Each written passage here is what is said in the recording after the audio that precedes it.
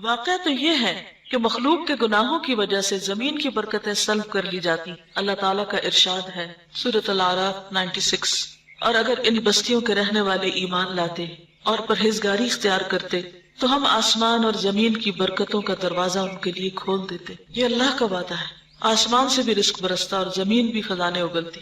مزید ارشاد ہے سورۃ الجن آیت 16 اور 17، اور اگر یہ لوگ سیدھے رستے پر قائم رہتے، یعنی سیدھے رستے کو چھوڑ نہ دیتے، قرآن پڑھ کر قرآن کے تارک نہ ہوتے، تو ہم انہیں پانی کی ریل پیل سے سیراب کرتے، کیونکہ پانی زندگی کی بنیاد ہے، تاکہ برسات کی نعمت میں ہم ان کا امتحان کریں کہ نعمتیں پا کر پھر مزید وہ کیا کرتے ہیں، کیونکہ امتحان تو دونوں طرح ہوتا ہے۔ گناہوں کے ارتکاب سے بندہ رزق اور روزی سے محروم کر دیا جاتا ہے۔ پیچھے آپ پڑھ چکے ہیں مسند احمد کی حدیث شریف میں ہے ان روح القدس نفث فی رعی انه لن تموت نفس حتى تستكمل رزقها فاتقوا الله واجملوا في الطلب فانه لا ينال ما عند الله الا بطاعته۔ یہاں تک یہ ابن ماجہ کی روایت ہے، اور اگلا حصہ جو ہے یہ مسند الشہاب کا اور ضعیف ہے۔ وان الله جعل الروح والفرح في الرضاء واليقين وجعل الهم والحزن في الشك والسخط۔ روح القدس نے میرے قلب میں یہ بات القاء فرمائی، یعنی نبی صلی اللہ علیہ وسلم نے فرمایا کہ میرے دل میں یہ بات ڈالی کہ کوئی انسان اس وقت تک نہیں مرے گا جب تک کہ وہ اپنا رزق پورا نہ کر لے۔ بس تم اللہ تعالیٰ سے ڈرتے رہو اور اچھے طریقے سے اسے طلب کرو، نہیں حرام سے نہیں، حلال سے۔ جو ملنا آپ کو مل کر رہے گا، جلد بازی سے حرام کی طرف مت جاؤ، کیونکہ اللہ تعالیٰ سے جو کچھ مل سکتا ہے اس کی اطاعت ہی سے مل سکتا ہے، اور اللہ تعالیٰ نے رحمت اور فرحت اپنی رضامندی اور یقین ہی میں رکھی ہے، شک اور خفگی میں ہم و حزن کے سوا کچھ نہیں۔ یہ جو آخری حصہ اگرچہ ضعیف روایت ہے، لیکن ویسے اگر اس بات کو دیکھیں تو بات یہ کہ جو بندہ اللہ سے راضی رہتا ہے اللہ تعالیٰ اس کو راضی کر دیتا ہے، اور جو بندہ اللہ سے ناراض ہوتا ہے، جیسے کہ ایک اور حدیث میں آتا ہے، تو اللہ اس سے ناراض ہو جاتا ہے۔ یعنی غم اور دکھ کے موقع پر اگر انسان یہ کہے کہ میرے ساتھ ہی ایسا کیوں ہوا، تو یہ اللہ سے ناراض ہونا ہے۔ اللہ بہتر سمجھتا ہے، زیادہ اچھی طرح جانتا ہے کہ کس کو کیا ملنا چاہیے۔ اور وہ حدیث قدسی جو امام احمد نے کتاب الزہد میں بیان کی ہے، جس سے پہلے بھی آپ ملاحظہ فرما چکے ہیں، انا اللہ اذا رضیت بارکت ولیس ببرکتی منتہا وَإِذَا غَضِبْتُ لَعَنْتُ وَلَعْنَتِي تُدْرِكُ السَّابِعَ مِنَ الْوَلَدِ۔ کتاب الزہد امام احمد۔ میں اللہ ہوں، میں راضی ہو جاؤں تو برکت دیتا ہوں اور میری برکت کی کوئی انتہا نہیں، اور جب میں خفا ہوتا ہوں تو لعنت بھیجتا ہوں اور میری لعنت اس کی 7ویں اولاد تک پہنچتی۔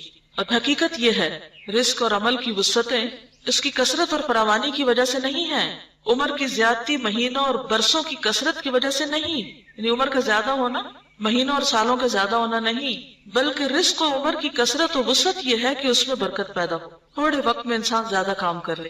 آپ دیکھیے کہ آج کل ہر شخص کس بات کی شکایت کرتا ہے، ٹائم کم، مصروفیت زیادہ، کام ختم ہی نہیں۔ ہم سب کو اس بات کی دعا کرنی چاہیے کہ اللہ تعالیٰ ہمارے وقت میں برکت ڈالے، کاموں میں برکت ڈالے۔ بندے کی عمر اس کی مدت زندگی ہے۔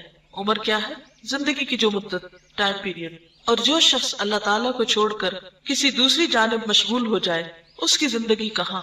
اس زندگی سے تو چوپایوں کی زندگی اچھی ہے۔ انسان کی زندگی تو اسی وقت ہے جب اس کا قلب اور روح زندہ ہو۔ اصل زندگی دل کی زندگی ہے، اور قلب کی زندگی اس وقت ہے جب وہ اپنی خالق کی معرفت حاصل کرے۔ کیا کرے؟ اللہ کی معرفت، اس سے محبت کرے اور اس کی عبادت کرے اور اسی کی بارگاہ میں رجوع کرے، اسی کی چوکھٹ پہ سر جھکائے، اسی کے ذکر سے طمانینت اور سکون اور اس کے تقرب سے انس حاصل کرے۔ جس نے یہ زندگی کھو دی اس نے ہر قسم کی خیر و فلاح کھو دی، چاہے اسے کچھ دنیا بھی مل گئی ہو۔ یعنی دنیا کی زندگی میں اگر اس کے پاس کچھ نعمتیں ہیں بھی اللہ کی نافرمانی کے باوجود، تو یہ زیادہ دن کے لیے نہیں ہے، اس لیے اس میں مت کوئی بھولے۔ لیکن اس زندگی کے عوض تو ساری دنیا میں مل جائے تو ہیچ ہے۔ ہیچ کا کیا معنی؟ حقیر۔ بندہ جس چیز کو بھی کھو بیٹھے اس کا عوض اور بدل ممکن ہے، لیکن اللہ تعالیٰ کو کھو بیٹھنے کا کوئی عوض اور بدل ہی نہیں۔ فقیر اور محتاج بالذات، غنی بالذات کا بدل، عاجز بالذات، قادر بالذات کا عوض اور مردہ زندہ کے برابر کیوں کر ہو سکتا ہے؟ فقیر اور محتاج بالذات یعنی جو اپنی ذات میں فقیر ہے، کون؟ انسان۔ غنی بالذات جو اپنی ذات میں غنی ہے، کون؟ اللہ۔ کا بدل یعنی اللہ کو کھو کر کسی انسان کو پا لیا تو کیا ملا؟ کیا حاصل ہوا؟ عاجز بالذات کون؟ انسان۔ قادر بالذات کون؟ اللہ۔ اور مردہ زندہ کے برابر کیوں کر ہو سکتا ہے؟ مخلوق خالق کا بدل کس طرح ہو سکتی ہے کہ انسان اللہ کو بھول جائے اور بندوں کے پیچھے دوڑتا رہے؟ وہ مخلوق جس کا وجود بالذات نہیں، جس کی کوئی چیز بالذات نہیں یعنی ذاتی نہیں۔ انسان کی کوئی بھی چیز ذاتی نہیں، کیا ہے؟ ادھاری ہے نا، مستعار ہے، کہاں سے لیے؟ اس ذات کے عوض اور بدلے میں کیوں کر لی جا سکتی ہے جس کا غنا بالذات، جس کی حیات، کمال وجود، رحمت سب کچھ بالذات اور لوازمات ذات میں سے ہے. جو شخص ایک ذرے کا بھی مالک نہیں اس ذات کے بدلے میں کیوں کر لایا جا سکتا ہے جو آسمانوں اور زمینوں کی مالک اور مختار ہے. پھر بھی عورتیں کہتی ہیں کہ اللہ کا حکم کیسے مانے، شوہر ناراض ہوتے ہیں تو اللہ کی جگہ شوہر کو لے آئیں. کبھی ماں باپ کا بہانا، کبھی کسی اور بڑے کا بہانا. کوئی بھی انسان جس سے ڈر کر کہ اگر میں نے اس کو ناراض کیا تو اس کا نفع مجھے نہیں ملے گا، اس سے ڈر کر اگر آپ اللہ کو ناراض کرتے ہیں تو بہت گھاٹے کا سودا ہے. کوئی بھی انسان جو آپ کو غلط بات کہتا ہے اور آپ اس کی غلط بات میں ہاں ملاتے ہیں اور اس کو راضی کرنے میں اللہ کو ناراض کر جاتے ہیں، کیا حاصل کیا، کیا کمایا، کیا پایا؟ کسی انسان کی خوشی میں، کسی انسان کی خاطر آپ اپنی آخرت برباد کر لیتے ہیں، کیا حاصل کیا؟ ایسا کب ہوتا ہے، کیسے ہوتا ہے؟ ہم انسانوں کو ناراض کیوں نہیں کر سکتے؟ مثلاً آپ دیکھیے اذان ہو چکی مغرب کی، اتنے میں آپ کی دوست کو فون آ جاتا ہے اور وہ کیا چاہتی ہے آپ سے کہ آپ اس سے باتیں کریں چاہے نماز لیٹ ہو جائے، اور آپ اس ڈر سے فون نہیں رکھتے اور نہ اسے بتانے کی جرات کرتے ہیں کہ میری نماز لیٹ ہو رہی ہے، کیونکہ آپ یہ ڈر ہے کہ اگر آج میں نے یہ کہا تو آئندہ وہ فون ہی نہیں کرے گی اور دوستی بگڑ جائے گی. کیا کھویا، کیا پایا، کس کو ناراض کر کے کس کو راضی؟ بعض اوقات ہم حکمتوں اور وقتی طور کا عذر لیتے اپنی مرضی کر رہے ہو. ٹھیک ہے، تدریج، دوسرے کے ساتھ ڈسکس کرنا اور بڑے فتنے کی بجائے چھوٹے فتنے میں رہنا وہ الگ ہے، لیکن بعض اوقات حقیقت میں ایسا نہیں ہوتا. اصل بات ہی کہ ہم اسٹرگل ہی نہیں کرتے کیونکہ ہم خود بھی اسی پہ راضی ہوتے ہیں جو کوئی اور ہمیں کہہ رہا ہوتا ہے اور ہم اس پہ ڈالنا چاہتے ہیں. یعنی بعض عورتیں شوہر کا صرف بہانہ کرتی ہیں اور شوہر کے بلا کو بھی نہیں پتا ہوتا. یعنی بعض تو واقعی سیویئر کیسز اس میں تو انسان کو بعض اوقات کافی مشکل ہوتی ہے، لیکن بعض اوقات ہم صرف مرضی اپنی کرنا چاہتے ہیں اور نام اس کا لگاتے تاکہ کل اللہ کے یہاں وہ پکڑا جائے گا، میری تو چھوٹ ہو جائے گی، میں یہاں بھی چھوٹی وہاں بھی چھوٹی، کیا نفع کا سودا ہے؟ تو کیا اللہ کو نہیں پتا کہ اصل مشکل کہاں ہے؟ کس کو دھوکہ دے رہے ہیں؟ کئی دفعہ لوگ غلط کام کرنا چاہتے ہیں، جا کے کسی سے فتویٰ لے لیتے ہیں اور اس غریب کو یہ بھی نہیں بتاتے کہ اصل بات کیا ہے. اپنی مرضی کا سوال لکھ کے اپنی مرضی کا جواب لیتے ہیں اور پھر اپنے آپ کو مطمئن کر لیتے ہیں کہ وہ فلاں عالم نے کہا تھا ایسا کر لو، اور پھر کیا کہتے ہیں کہ اب ذمہ داری عالم کی ہوگی، ہماری نہیں، ہم چھوٹ گئے. اور عالم بھی کیوں ایسی بات کر رہے ہیں؟ عالم کی بھی پکڑ ہے وہاں جہاں وہ بندوں کو راضی کرنے کے لیے حق چھپا رہا ہے. بنی اسرائیل کے علماء کی کیوں شامت آئی؟ کیا کیا تھا انہوں نے؟ وَتَكْتُمُونَ الْحَقَّ وَأَنْتُمْ تَعْلَمُونَ. اصل بات ہی یہی، ہم اندر سے خود کمزور ہوتے ہیں. جس بات پر آپ 100% کنونسڈ ہو، یقین ہو آپ کا کہ یہ درست ہے، تو دوسرے کو بتانے میں مشکل ہوتی ہے کبھی، لیکن ایسی بھی نہیں کہ آپ حق کنوے نہ کر سکیں. لیکن اگر ہم خود شیکی ہوں، خود شیکی ہے، خود کنونسڈ نہیں ہے کسی بات پہ، تو ہم اسے کنوے بھی نہیں کر سکتے. معصیت سے رزق اور عمر کی برکتیں اس لیے سلب ہو جاتی ہیں کہ معصیت اور ارباب معصیت پر شیطان مسلط ہو جاتا ہے اور ان پر اس کی حکومت قائم ہو جاتی ہے. اہل عصیان کے تمام دفاتر اس کے پاس ہوتے ہیں. ظاہر ہے شیطان کا قرب جسے بھی ہوگا اس سے برکت سلب کر لی جائے گی. یہی وجہ ہے کہ کھانے پینے، کپڑے پہننے، سواری، جماع وغیرہ مواقع میں بسم اللہ الرحمن الرحیم کہنا شارع نے مشروع فرمایا ہے، کیونکہ ذکر الہی خیر و برکت کا موجب ہے. اس سے شیطان بھاگتا ہے اور حصول برکت کی راہیں کھل جاتی ہیں. اللہ کی برکت کو کوئی چیز روک نہیں سکتی. ہر وہ چیز جو اللہ کے سوا کسی اور کے لیے ہو اس سے برکت چھین لی جاتی. ہر وہ چیز جو اللہ کے سوا کسی اور کے لیے ہو اس سے برکت چھین لی جاتی. کون سی برکت؟ علم، رزق، عمل، اطاعت، عبادت. کیونکہ برکت تو پروردگار عالم ہی کی بارگاہ سے اترتی ہے، ساری برکتیں وہیں سے آتی. اور ہر وہ چیز جو اس کی طرف منسوب ہو مبارک ہوتی. اس کا نام مبارک ہے، اس کا رسول مبارک ہے، اس کا وہ بندہ مبارک ہے جو ایمان رکھتا ہے، اللہ کی مخلوق کو نفع پہنچاتا ہے. بیت اللہ الحرام مبارک، ملک شام مبارک. سرزمین شام کی برکتوں کا ذکر قرآن حکیم میں 6 آیتوں میں کیا گیا.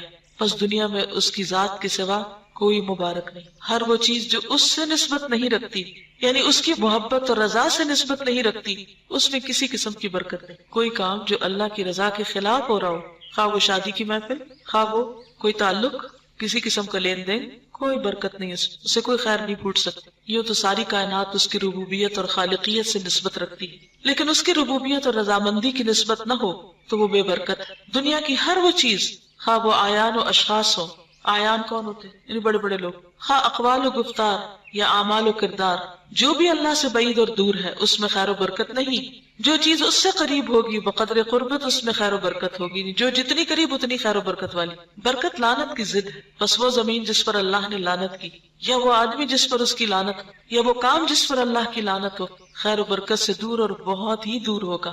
وہ چیزیں بھی خیر و برکت سے محروم ہوں گی جن کا ان ملعون چیزوں سے کسی قسم کا تعلق ہوگا۔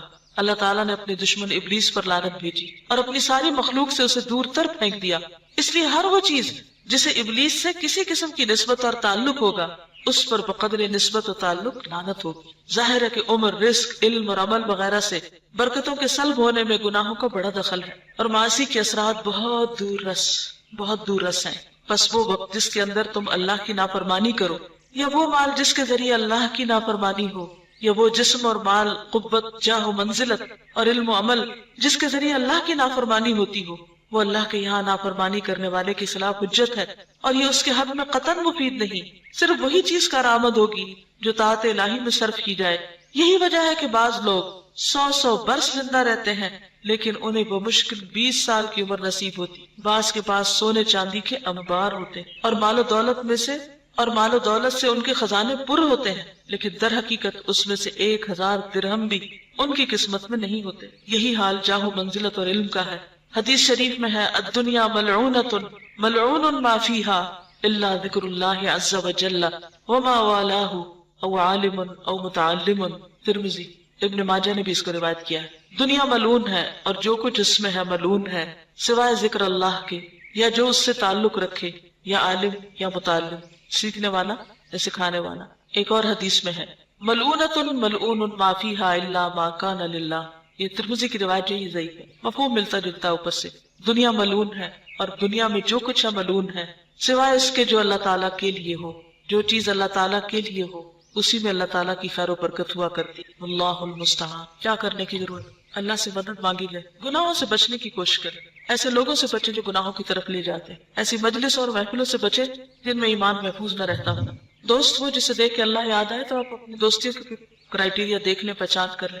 اصل میں یہ کہ ہم سب کو ڈیسیژن یہ لینا ہے کہ غلط کام نہیں کرنا، کسی کا بھی ساتھ نہیں دینا غلط کاموں میں، چاہے ماں باپ ہو، بہن بھائی ہو، دوستوں، کوئی بھی۔ نیکی میں تعاون کرنا ہے، برائی میں کسی سے بھی تعاون نہیں کرنا، چاہے کوئی ناراض ہوتا ہے یا راضی۔ اگر کوئی وقتی طور پہ ناراض بھی ہو جائے گا نا اور ہم نے اللہ کو راضی کر لیا تو اللہ اس کو بھی ہم سے راضی کر دے، لیکن اگر اللہ کو ناراض کر کے اس کو راضی کیا تو اللہ بھی ناراض اور اللہ اس کو بھی ہم سے ناراض کر دے گا کسی سے۔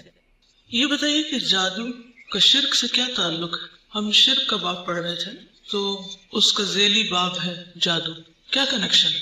یعنی جادو میں کچھ ایسے اعمال کیے جاتے ہیں جو شرک کے ضمن میں آتے ہیں، جس میں غیر اللہ سے مدد مانگی جاتی ہے، جیسے شیاطین وغیرہ، اور اللہ تعالیٰ کی صفت تصرف جو یعنی کہ اللہ تعالیٰ کی جو قدرت ہے یا طاقت ہے مختلف کاموں میں تصرف کی، وہ دوسروں سے منسوب کر دی جاتی۔ بعض اوقات جادوگر یہ بھی شو کرتے ہیں کہ وہ غیب کا علم جانتے ہیں، اپنے آپ کو نفع و نقصان کا مالک سمجھتے ہیں، یعنی دوسروں کو نفع یا نقصان پہنچانے کا دعویٰ کرتے ہیں کہ ہم جادو کے ذریعے کوئی چیز حاصل کر لیں گے یا پھر کسی کو کوئی نقصان دے سکیں گے، حالانکہ ایسا ممکن نہیں جب تک کہ اللہ تعالیٰ نہ چاہے۔ تو دراصل اس میں بہت سا عقیدے کا بگاڑ ہے۔ جادوگروں کے علاوہ اور کن کے پاس جانا شرک کا سبب بن سکتا ہے؟ کاہن کس کو کہتے ہیں؟ مثلا جو غیب کی خبریں دیتے ہیں، پیشن گوئیاں جو کر رہے ہوتے ہیں۔ پھر غیب کی خبریں دینے والوں میں کون کون شامل ہیں؟ نجومی کیا کرتے ہیں؟ وہ کس کے ذریعے خبریں پہنچاتے ہیں؟ ستاروں کو ذریعہ بناتے ہیں، ستاروں کی رفتار یا مختلف سٹارز یا جو سیارے ہوتے ہیں ان کے ذریعے۔ برج، وہ جو سورت بروج سے اس کی دلیل لیتے ہیں، حالانکہ اس میں تو کوئی ایسے ذکر نہیں۔ اور کون ہوتے ہیں جن کے پاس جا کر انسان شرک کا مرتکب ہوتا ہے؟ فال گیر، یعنی جو فال نکالتے ہیں۔ فال کے لیے کس چیز کا استعمال کیا جاتا ہے؟ پرندے، طوطا وغیرہ کو۔ اچھا، اور پامسٹ، یس، جو ہاتھ کی لکیریں دیکھتے ہیں، اس میں کیا برائی ہے؟ ہاتھ کی لکیریں دیکھنا تو ایک سائنس ہے، ایک علم ہے، ایک فن ہے، تو اس کا کیا تعلق ہے شرک سے؟ جی، مستقبل کے بارے میں کسی بھی چیز کے علم کا دعویٰ کرنا درست نہیں، کیونکہ کل کیا ہونے والا ہے قرآن مجید میں آتا ہے، ما تدری نفس ماذا تکسب غدا، کسی کو نہیں پتا کہ اس نے کل کیا کرنا ہے۔ لکھا ہے قرآن میں، کس سورت میں آئی؟ سورت لقمان، اس کے آخر میں آتا ہے۔ تو جب اللہ ہی کو پتا ہے کہ کل کیا ہونا ہے تو ہم کسی کے آگے کیوں ہاتھ پھیلا کے اپنا حال وہاں سے جاننے کی کوشش کرتے ہیں؟ اور کون سا طریقہ ہوتا ہے؟ رومال یا زائچے بنانے والے وہ کیا کرتے ہیں؟ لکیریں کھینچ کے ڈبیاں بازوقت بناتے ہیں اور اس میں نشان لگاتے ہیں مرحلہ، اور پھر جو آخر میں آ کے پتہ چلتا ہے کہ اگر ایک ڈبی خالی رہ گئی یا آڈ نمبر نکلا اللہ عالم طریقہ کیا ہوتا ہے، لیکن اس سے بھی غیب کی خبر معلوم کرنا کہ یہ کام ہو یا نہ ہو، کرنا بہتر ہے یا نہیں کرنا چاہیے، اور کارڈز کے ذریعے۔ اور کیا کرتے ہیں، مثلا کبھی آپ نے دیکھا کہ لوگ کافی کے اوپر تقدیر پڑھ رہے ہوتے، کافی کے کپ پہ، تو اس کے اوپر جو جھاگ بنتی ہے ان لکیروں میں، بعض لوگ بالوں میں بال دیکھ کے کچھ بتاتے ہیں، فور ہیڈ دیکھ کے، وہ تو چلے پھر بھی فراست اور سمجھداری اور انسان کے چہرے کو ایک دیکھ کے ایک اندازہ ہو جاتا ہے کہ یہ شریف انسان ہے یا کوئی بدماش ہے، وہ علم فراست کہلاتا ہے، اس کا غیب سے تعلق نہیں ہوتا، وہ صرف چہرے کی ظاہری علامات کو دیکھ کر، جیسے قرآن مجید میں کہا ہے نا کہ غریب لوگوں کو جن کو صدقہ دینا چاہیے ان کو کہاں سے پہچانا جائے، تعرفہم بسیماہم، تو ان کا چہرہ دیکھ کے، ان کی پیشانی دیکھ کے تم پہچان جاؤ گے، یعنی ظاہری اثرات سے کچھ پہچانا، لیکن اس سے یہ خبریں دینا کہ اس کا فیوچر کیا ہوگا، یہ درست نہیں۔ دیکھیے کوئی بھی جو کسی چیز کا دعویٰ کرے نا، اس کو ایک ہی جملہ بولا کرے، قل ہاتوا برہانکم ان کنتم صادقین، اگر تم اپنے اس دعوے میں سچے ہو تو ہمیں کوئی دلیل دے دو، ہم بھی مان جائیں گے، ہمیں کوئی مشکل نہیں۔ اور اگر کوئی دلیل نہیں ہے تو کیا کسی انسان کو یہ بات زیب دیتی ہے کہ وہ کسی کی تباہی کا فیصلہ کرے؟ کیا آپ کو حدیث معلوم ہے جس میں نبی صلی اللہ علیہ وسلم نے فرمایا کہ جو کسی کے بارے میں کہے کہ وہ تباہ ہو گیا، وہ خود اس سب سے بڑھ کے ہلاک ہونے والا ہے۔ ہمیں کسی کے بارے میں بھی کوئی حق نہیں دیا گیا کہ ہم اس کے مستقبل یا جنت یا جہنم کے فیصلے کریں کہ وہ کہاں جانے والا ہے یا اس پہ کیا گزرنے والی۔ اصل چیز یہی ہے کہ آپ کے پاس معیار ہونا چاہیے اور اس کے مطابق آپ پھر چیزوں کو پرکھیں۔ جی علم العادات سے بھی لوگ کچھ مستقبل کی پیشن گوئیاں کرتے رہتے ہیں، ڈیٹ آف برتھ سے یا ناموں کے حروف کے اعداد کو جمع تفریق کر کے کہ یہ نام رکھنا اچھا ہے یا نہیں، ان چیزوں سے بھی پرہیز کرنا چاہیے۔ جی ویدر اپ ڈیٹس جو ہوتی ہیں یہ اسباب کے ذریعے ہوتی ہیں، وہ انہوں نے ایسے آلات اور مشینیں لگائے ہوتے ہیں جس سے وہ دیکھ رہے ہوتے ہیں کہ ہواؤں کا رخ کدھر جا رہا ہے، یا سیٹلائٹس کے ذریعے زمین کے اوپر جو مختلف جگہوں سے بادلوں کی موومنٹ ہوتی ہے ان کی رفتار دیکھ کے کچھ اندازہ صرف کیا جاتا ہے کہ کتنے گھنٹے میں کس جگہ تک پہنچ جائے گا تو وہاں بارش ہونے کا امکان ہے۔ یہ علم غیب سے تعلق نہیں رکھتا، علم غیب تب ہوتا یہ جب وہ بغیر کسی ذریعے کے یہ بتاتے کہ بارش ہونے والی۔ مثلا آپ کو بخار ہے اور کوئی شخص صرف دیکھ کے آپ کو کہے کہ آپ کو بخار ہے بغیر کسی ذریعے کے، تو ہاں شکل سے اور چہرے سے اگر وہ کچھ علامات ظاہر ہو رہی ہیں کہ وہ سرخ ہے، ایک ڈاکٹر اور تجربے کی بنیاد پہ کہہ رہا ہے تو وہ ایک علم کی بنیاد پہ کہہ رہا ہے، غیب دانی کا وہ دعویٰ نہیں کر رہا۔ یا وہ تھرمومیٹر لگا کے آپ کو ٹیمپریچر بتا رہا ہے، تھرمومیٹر لگا کے کوئی اگر بتاتا ہے کہ آپ کو یہ بخار ہے یا فلاں بیماری ہے، یہ بعض لوگ نبض دیکھ کے بتاتے ہیں، تو وہ جو آپ کی ہارٹ بیٹس ہوتی ہیں، یہ جسم کے اندر کی گرمی سردی کا جو مزاج ہوتا ہے اس سے بعض بیماریوں کی نشاندہی ہوتی ہے، یہ سب اسباب کے ذریعے ہے۔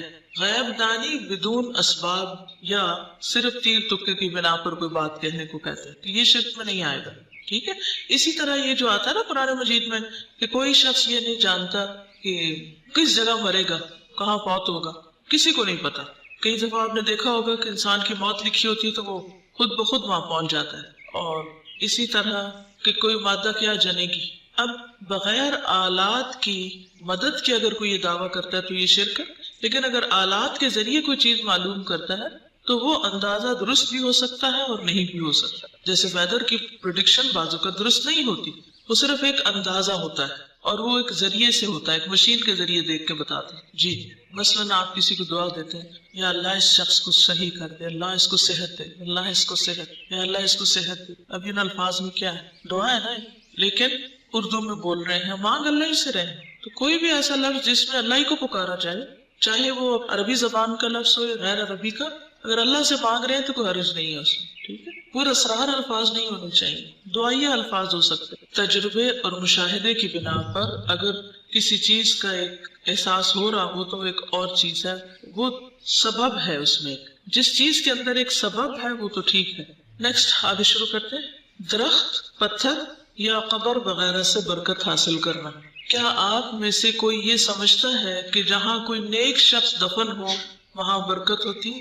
کیا ہم کسی بھی نیک شخص کے بارے میں یہ دعویٰ کر سکتے ہیں کہ وہ واقعی کامیاب ہو گیا اور وہ اپنی قبر کے اندر واقعی جنت کے باغوں میں سے ایک باغ میں ہے؟ کسی کے بارے میں ہم فیصلہ کر سکتے ہیں؟ نہیں۔ ارشاد باری تعالیٰ ہے افرأیتم اللات والعزى ومناة الثالثة الأخرى، اب ذرا تم بتاؤ تم نے کبھی اس لات اور عزا اور تیسری ایک اور دیوی منات کی حقیقت پر غور کیا ہے؟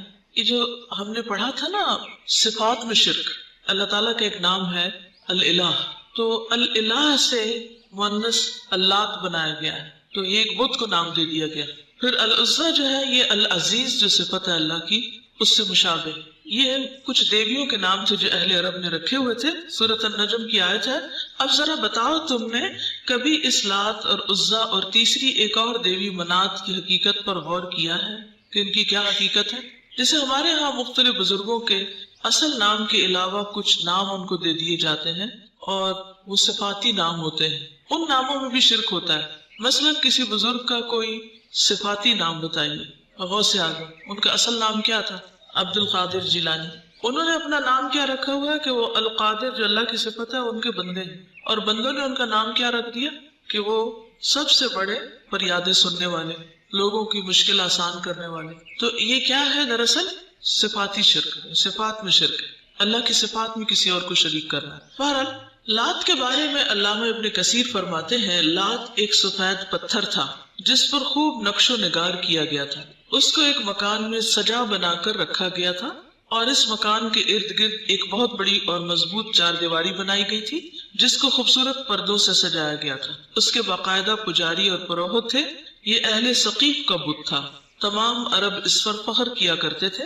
دراصل لات نیک شخص تھا، حجاج کرام کو ستو پلایا کرتا، جب فوت ہو گیا تو لوگوں نے اس کی قبر کو اپنے مقاصد کے لیے اختیار کر لیا اور آہستہ آہستہ اس کا بت بنا کر پوجا شروع کر دی۔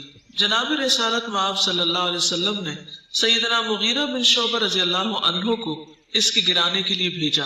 انہوں نے پہلے تو اس کو مسمار کیا، یعنی گرایا، اور پھر آگ لگا کر جلا دیا۔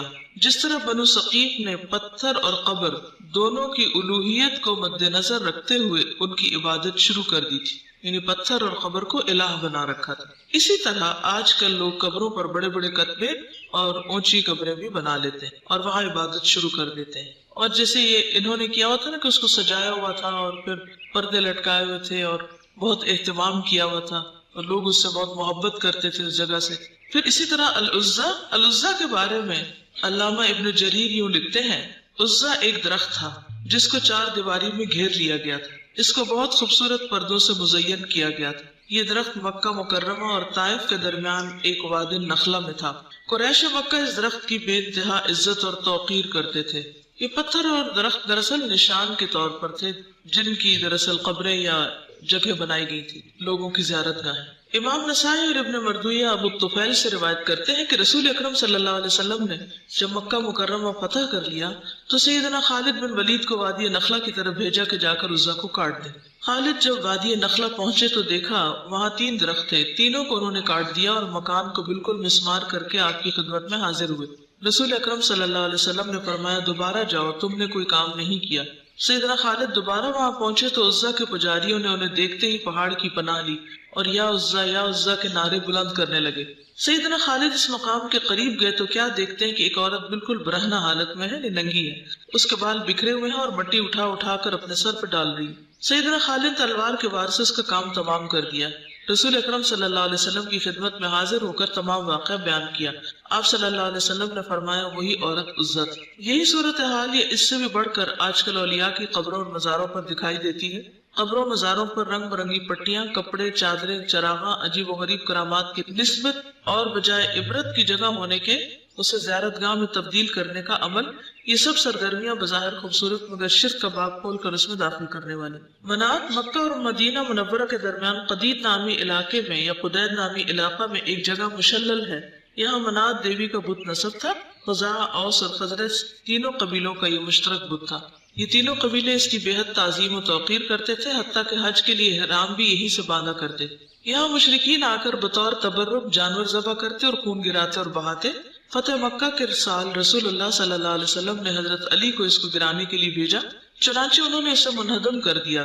عن ابی واقد اللیثی قال خرجنا مع رسول اللہ صلی اللہ علیہ وسلم الى حنین ونحن حدثاء عہد بکفر وللمشرکین السدرہ یعکفون عندها۔ وَيَنُوطُونَ بِهَا أَسْلِحَتَهُمْ يُقَالُ لَهَا ذَاتُ أَنْوَاطٍ فَمَرَرْنَا بِالسِّدْرَةِ فَقُلْنَا يَا رَسُولَ اللَّهِ صلی اللہ علیہ وسلم اجعل لنا ذات انواط كما لهم ذات انواط فقال رسول الله صلی اللہ علیہ وسلم اللہ اکبر انها السنن قلتم والذي نفسي بيدي كما قالت بنو اسرائيل لموسى اجعل لنا الها كما لهم آلهة قال انكم قوم تجهلون لتركبن سنن من قام قبلكم۔ ترمذی۔ ابو واقد اللیثی بیان کرتے ہیں کہ ہم جنگ حنین کے موقع پر رسول اللہ صلی اللہ علیہ وسلم کے ساتھ مقام حنین کی طرف جا رہے تھے۔ ہمارا زمانہ کفر ابھی نیا نیا گزرا تھا۔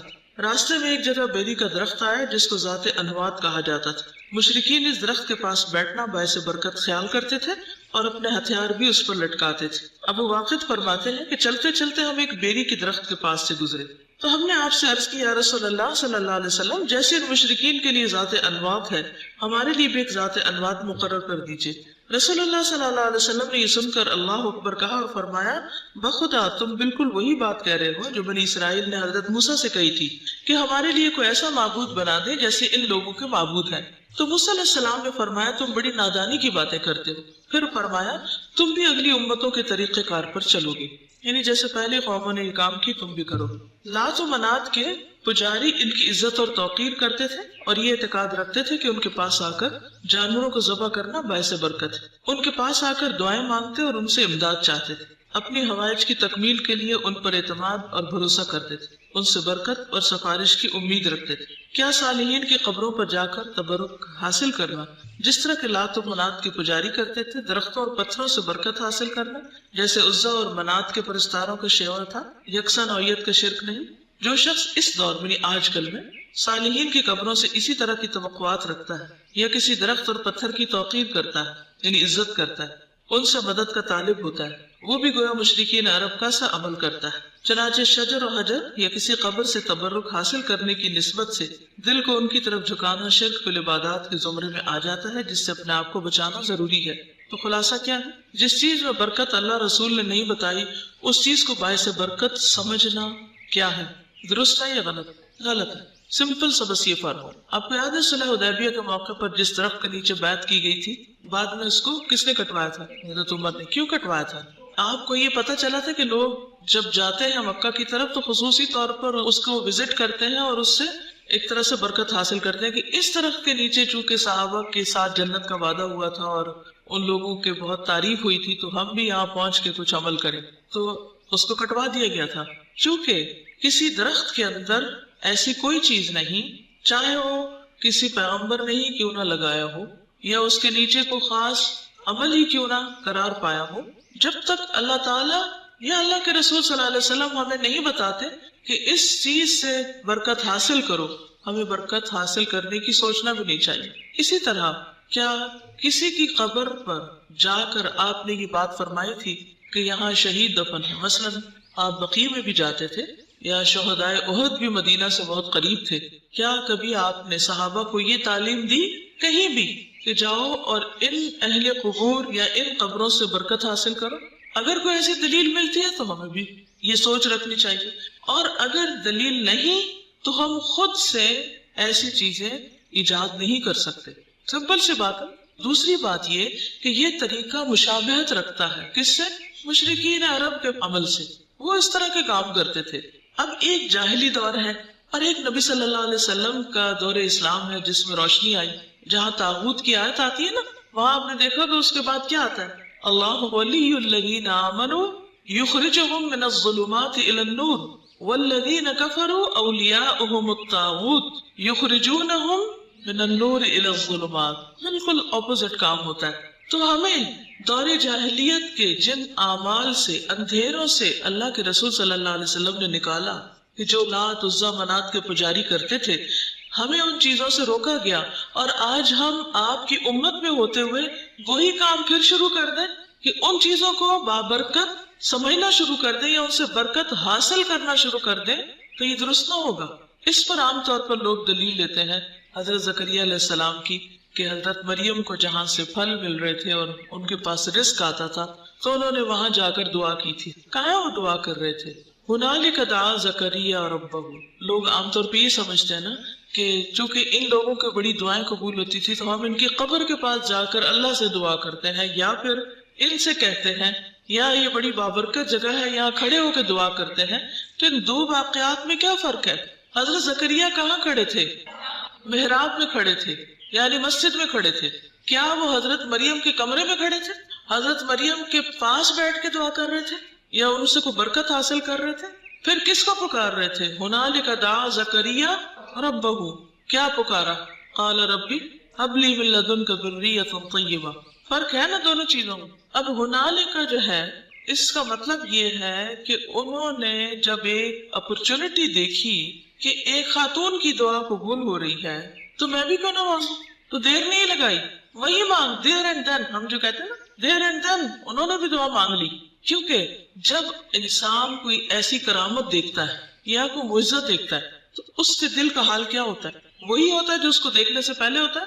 ایک یقین کی کیفیت میں اضافہ ہوتا ہے نا. تو جو دعا جتنے زیادہ یقین کے ساتھ مانگی جائے گی اس کی قبولیت کے چانسز اور زیادہ ہو جائیں گے، کیونکہ ہمیں یہی سکھایا گیا ہے کہ دعا جب مانگو تو یقین کے ساتھ مانگو. پھر کیا حضرت مریم فوت ہو چکی تھی اس وقت؟ نہیں. پھر اگر یہ کہا بھی جائے کہ جی وہ کمرے کے ساتھ ہی تھی وہ جگہ، تو اس جگہ کی برکت کس وجہ سے تھی؟ اگر کہیں بھی تو کہ جگہ بابرکت تھی، کیونکہ کچھ جگہوں کو اللہ نے بابرکت بھی بنایا ہے. قرآن مجید میں آتا ہے کون سی جگہ ہے بابرکت؟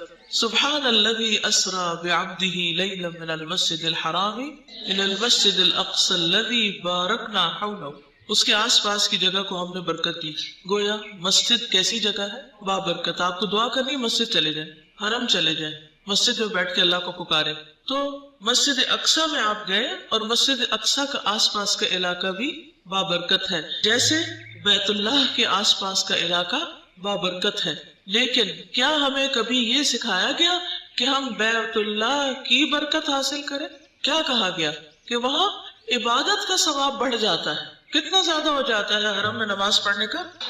برکت کا لفظی معنی کیا ہے؟ زیادہ ہونا، بڑھوتری ہونا. تو گویا وہاں عبادت کا ثواب بڑھ گیا، دعاؤں کی قبولیت کے چانسز بڑھ گئے، کیونکہ نبی صلی اللہ علیہ وسلم نے جو بیت اللہ کے پاس دعا مانگنے اور پھر حجر کے اندر اور پھر ملتزم، ان ساری جگہوں کی نشاندہی بھی کر دی نا. یہ قبولیت کے مقامات ہیں. تو جن مقامات کی آپ نے خود نشاندہی کر دی ہے وہ تو ہم لے لیں گے ایز اٹ از، اور جن چیزوں کے بارے میں بتایا نہیں ہے خود سے ہم ان کے بارے میں کوئی ایسی سوچ نہیں رکھیں گے، اس سے دور ہی رہیں گے. اسی میں احتیاط ہے. ٹھیک ہے. اب آپ دیکھیے کہ اگر مسجد اقصی کے اندر اور اس کے آس پاس برکت ہے، اس کا کیا معنی ہے؟ وہاں بھی ایک نماز کا ثواب کتنا ہوتا ہے؟ بڑھنے کا معنی نا، برکت بڑھتی ہیں چیزیں، ثواب بڑھتا ہے. ٹھیک ہے. ایک نماز کتنی نمازوں کا؟ 500. اب آپ دیکھیے نبی صلی اللہ علیہ وسلم نے مدینہ کے لیے بھی برکت کی دعا کی تھی نا، کہ اللہ مبارک فی مدنا وسعنا، اپنے پیمانوں میں برکت کی دعا کی تھی، پھلوں میں برکت کی دعا کی تھی. تو کس سے کی تھی؟ اگر ہم یہ کہتے ہیں کہ یا اللہ تو ہمارے مال اولاد میں برکت دے، تو اس کا کیا مطلب ہوتا ہے؟ ان میں برکت کی دعا کر رہے ہیں، نہ کہ ان سے برکت حاصل کرنے کی دعا کر رہے ہیں. ٹھیک ہے. کسی چیز میں برکت ہونا اور کسی چیز سے برکت لینا یا کسی چیز سے برکت مانگنا، یہ دو مختلف چیزیں ہیں.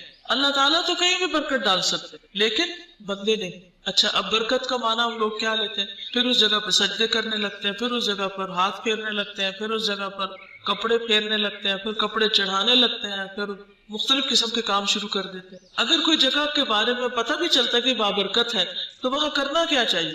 یعنی اس جگہ کو خدا بنا لینا چاہیے کہ یہ ہمیں دے رہی ہے کوئی چیز، یہاں سے نکل رہی ہے، اس کے ہاتھ میں کوئی چیز آ گئی ہے.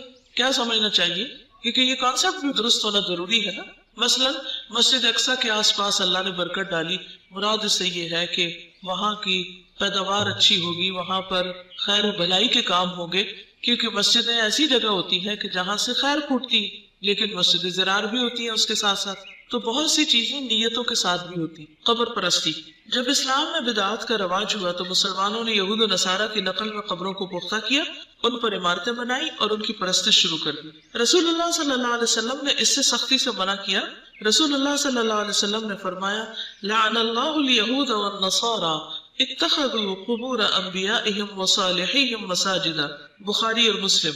اللہ تعالیٰ یہودیوں اور عیسائیوں پر لعنت کرے جنہوں نے اپنے انبیاء اور صالحین کی قبروں کو سجدہ گاہ بنا لیا. नबी अकरम सल्लल्लाहु अलैहि वसल्लम की अज़वाज मुतहरात में से बाज़ यानी उम्मे सलेमा और उम्मे हबीबा ने आपसे हबशा में एक गिरजे का जिक्र किया, यानी चर्च, जिसका नाम मारिया था, और कहा उसमें तस्वीरें भी थी। तो आपने फरमाया ये ऐसे लोग हैं जब इनमें कोई नेक आदमी फौत हो जाता था तो उसकी कब्र पर सजदागाह बना लेते, यानी मस्जिद बना लेते, फिर उसमें तस्वीरें बनाते। ये लोग अल्लाह के यहाँ सबसे बदतर मखलूक है जो कब्र के ऊपर मस्जिद बना लेते। जुंदुब बिन अब्दुल्लाह फरमाते हैं रसूलुल्लाह सल्लल्लाहु अलैहि वसल्लम ने अपनी वफात से 5 दिन पहले फरमाया, अला फला तत्तखिदुल कुबूर मसाजिदा फइन्नी अनहाकुम अन ज़ालिक। मुस्लिम। तर्जुमा, खबरदार तुम कब्रों को सजदागाह न बनाना, मैं तुम्हें इससे मना करता हूँ। यानी कब्रिस्तान के अंदर नमाज नहीं पढ़नी चाहिए। इन तमाम अहादीस से वाज़ेह हुआ कि अंबिया और नेक लोगों की कब्रों को सजदागाह नहीं बनाना चाहिए और न इन पर किसी किस्म की इमारत कायम करनी चाहिए। जाबिर फरमाते हैं नहा रसूलुल्लाह सल्लल्लाहु अलैहि वसल्लम अन युजस्ससल क़ब्र व अन युक़अद अलैहि व अन युबना अलैहि। मुस्लिम। तो रसूलुल्लाह सल्लल्लाहु अलैहि वसल्लम ने कब्र को पुख्ता बनाने, कब्र पर बैठने और कब्र पर इमारत बनाने से मना किया है। तब एक सही हदीस है। क्या चीजें मना है? पक्की करना, कब्र पर बैठना और कब्र पर कोई बिल्डिंग या इमारत या कोई मस्जिद या कोई भी चीज बनाना। इतनी वाज़ेह हदीस के बावजूद मुसलमानों में कब्रों पर इमारतें बनाने का सिलसिला जारी है। इमाम अबू हनीफा के शागिर्द इमाम मोहम्मद फरमाते हैं हम नापसंद करते हैं कि कब्र पक्की बनाई जाए या उसको लेप किया जाए या उसके पास मस्जिद बनाई जाए या कोई निशानी रखी जाए या उस पर कतबा लगाया जाए। इमाम मालिक फरमाते हैं हुज़ूर सल्लल्लाहु अलैहि वसल्लम ने अल्लाह ताला से दुआ की थी, अल्लाहुम्मा ला तजअल क़ब्री वसनन युअबद इश्तद्द ग़ज़बुल्लाहि अला क़ौमिन इत्तख़ज़ू क़ुबूर अंबियाइहिम मसाजिदा। ऐ अल्लाह मेरी कब्र को वसन न बनाना जिसे लोग पूजना शुरू कर दें। उन अक़वाम पर अल्लाह का गज़ब और कहर नाजिल हुआ जिन्होंने अपने अंबिया की कब्रों को इबादत गाहें बना लिया था। कितनी सख्त बात है। उन कौमों पर अल्लाह का गज़ब नाजिल हुआ जिन्होंने ये काम किया था। तो जिन इलाकों में ये काम हो रहे हों वहाँ अल्लाह की रहमतें कैसे बरस सकती। एक और हदीस में उम्मत को नसीहत करते हुए आपने फरमाया ला तत्तखिदू क़ब्री वतनन युअबद। मुस्नद अहमद, तुम मेरी कब्र को वसन न बनाओ कि उसकी इबादत शुरू हो जाए। अब वसन क्या है? कुरान मजीद में ये लफ्ज़ आता है, इसकी जमा आती है क्या? अवसान। अवसान, वतन क्या माना होता है? बुत। ठीक है, लेकिन मूर्ति और वसन में फर्क होता है। ठीक है, एक होती है मूर्तियां।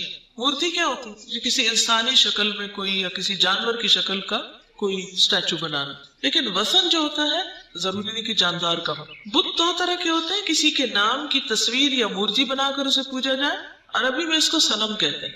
और अगर किसी जगह दरख्त, पत्थर, लकड़ी या कागज को किसी के नाम का मुकर्रर करके पूजा जाए उसे वसन कहते हैं। मुझे पहली दफा सीरिया में इत्तेफाक हुआ कि वहां पर हम मुख्तलिफ मदारिस, मसाजिद और पुरानी बिल्डिंग्स देख रहे थे। तो एक जगह पर हम गए तो वहां कुछ भी नहीं था, ना मस्जिद थी, ना मदरसा था, ना कुछ और, बस एक कमरा सा था और उसके अंदर कुछ कपड़े वगैरह लटक रहे थे। मुझे बड़ा अजीब सा लगा कि यहाँ क्या होता है, ना ये मस्जिद है, ना ये मदरसा है, ना ये यहाँ तो कोई काम ही नहीं है। तो उन्होंने कहा कि यहाँ से फलां बुजुर्ग गुजरे थे और उन्होंने यहाँ आराम फरमाया था, तो हमने इस जगह को यानी इसका एक इहाता बना के मुतबर्रक समझकर मखसूस कर दिया। अब वो जगह लोगों की ज़ियारत गाह बन गई है, मज़ार बन गया है। मज़ार का मतलब होता है जिस जगह को कसरत से विजिट किया जाए, वो मज़ार बन गया है। क्योंकि मेरे माइंड में मज़ार का लफ्ज़ था जैसे कोई कब्र होती है, तो कब्र भी नहीं थी वहाँ, मस्जिद भी नहीं थी, कुछ भी नहीं था। तो व्हाट इज दिस? खाली जगह। तो खाली जगह को सिर्फ इसलिए बाबरकत बना लिया गया कि यहाँ से कोई नेक शख्स गुजरा था या वो यहाँ बैठा था या बैठता था, एंड दैट्स इट। अब बाकी लोग जा रहे हैं वहां से क्या लेने? बरकत लेने। आप देखिए कि इसकी क्या दलील है कि जहां से कोई नेक शख्स गुजर जाए या बैठ जाए उसको तुम पार्डन कर लो और वहां पहुंच कर इबादत शुरू कर दो, और कुछ लोग बैठ कर वहां कुरान पढ़ना शुरू कर दें या कोई नमाजें पढ़ने लग जाएं या कुछ और करें। दलील है ये ना कोई। हमारा अकीदा किस पर बेस्ड है? दलील पर। दलील कहाँ से होगी? कुरान सुन्नत। बात खत्म। अच्छा, इन कामों से क्यों रोका गया? Just for the sake of fun भी क्यों नहीं करने दिया गया? क्यों नहीं करने? इसकी क्या हिकमत है? वजह क्या है? गुनाह है और शिर्क का दरवाजा खुलता है, सद्दे जरिया है और अल्लाह के हक में कमी। यस, अल्लाह ताला से तवज्जो हट जाती है। जब हमें ये पता हो कि फलानी कब्र के पास जाके दुआ कबूल होगी तो हम घर में तो नमाज दिल लगा के नहीं पढ़े, ये दुआ दिल लगा के नहीं मानेंगे, यहाँ तो होनी नहीं, चलो वहीं जब जाएंगे तो कर लेंगे जो करना। जी, तवक्कुल के मुनाफी भी है دیکھیے ابراہیم علیہ السلام کی بار بار قرآن مجید میں جو تعریف کی گئی ہے وہ کس صفت کی بنا پر ہے؟ حنیفا مسلما وما کان من المشرکین، یکسو، بس ایک اللہ کافی۔ انہوں نے کیا کہا تھا؟ حسبی اللہ و نعم الوکیل، صرف اللہ کو پکارا تھا، کسی اور کو نہیں، نہ سورج کو، نہ چاند کو، نہ ستارے کو، نہ کسی اور چیز۔ حسب